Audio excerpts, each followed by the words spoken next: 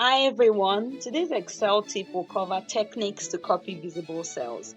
These techniques will be useful for those who work with large data sets.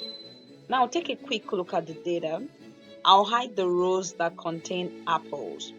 Simply highlight the rows, right click and hide.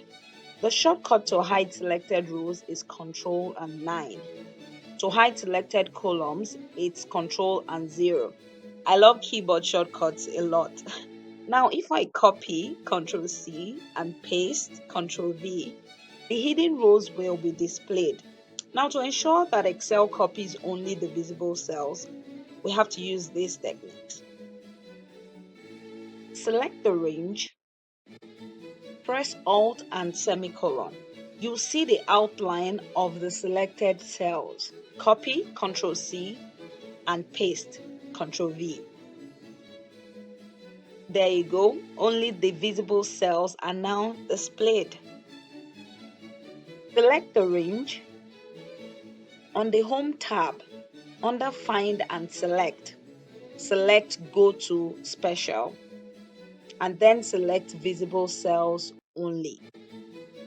The shortcut for Go to Special is F5. You see the outline of the selected cells.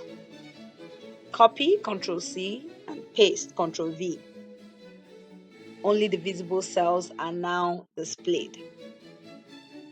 To add the command, right-click on the Quick Access toolbar. Select Customize Quick Access toolbar. From the Choose Command drop-down, select All Commands and choose Select Visible Cells. Click on Add and OK. The symbol has been added to the Quick Access toolbar. Select the range. Click on the Select Visible Cell icon.